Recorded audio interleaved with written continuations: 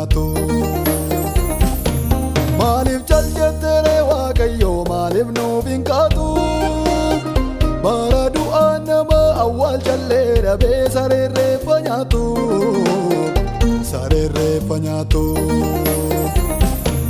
Saafuu wallaalee raamnaloonni baala walitti cabsan. Biyya keenyaas rakkoon weeraree nutti fide abaarsan. Haadha isheetiin taala gidduutti lubbuun akaakame. Abbaadhaaf ilma isaa gidduutti dhugaan ukkaanfame. Haadha isheetiin taala gidduutti lubbuun akaakame. Abbaadhaaf ilma isaa gidduutti dhugaan ukkaanfame.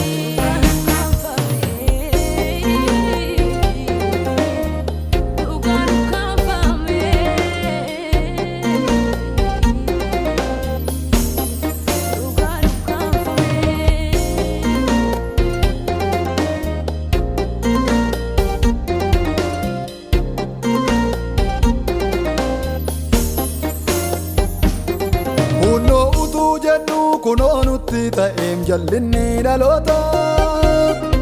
Akkas jedhe gooftaan meerree obboleessi keessa jira laata. Ammaalittan beekaa eegduu obboleessa koona seete moo'ati. Jedhee cubbuu dhoksee jooraa jira kaa'een kunoo ammarraatti. Ammaalittan beekaa eegduu obboleessa koona seete moo'ati. Jedhee cubbuu dhoksee jooraa jira kaa'een kunoo ammarraatti.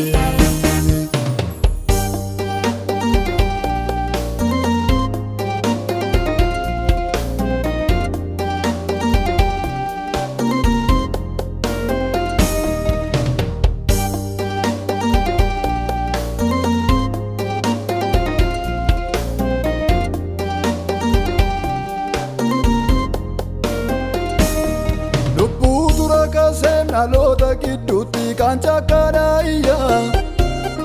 Silaa Waaqa keenyaaf kan bu'aanu buusuu kaanis bulchaa biyyaa. Akkan taane ta'ee awwaalchallee dhabee saroonni harkisu. Karaa kana dhufeem rakkinni biyyatti inni nu boosisu. Akkan taane ta'ee awwaalchallee dhabee saroonni harkisu. Karaa kana dhufee rakkinni biyyatti inni nu boosisu. Maaliif jaljettere Waaqayyoo maaliif nuuf hin kaatu? Bara du'aan nama awwaalchallee dhabee sareerreeffa nyaatu. Sareerreeffa nyaatu. Maaliif jaljettere Waaqayyoo maaliif nuuf hin kaatu? Bara du'aan nama awwaalchallee dhabee sareerreeffa nyaatu. Sareerreeffa nyaatu. Saafuu wallaalee raamnaloonni baala walitti cabsan.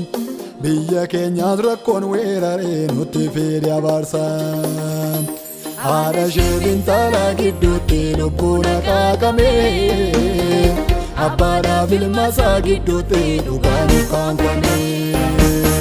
Haadha isheetiin taala gidduutti lubbuun akaakame. Abbaadhaaf ilma isaa gidduutti dhugaan ukkaanfame.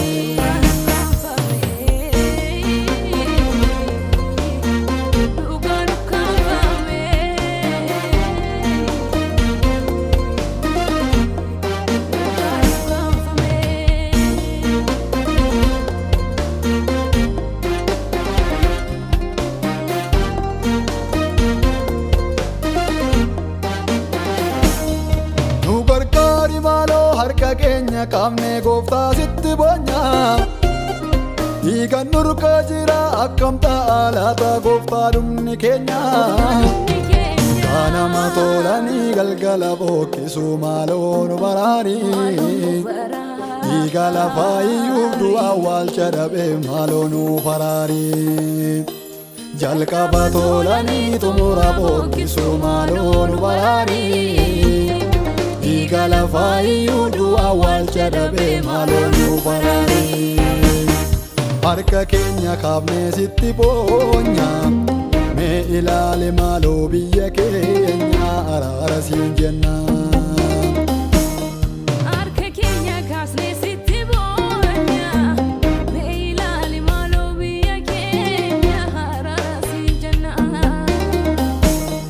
harka keenya kaafnee sitti boonya mee ilaali maaloo waldaa keenya.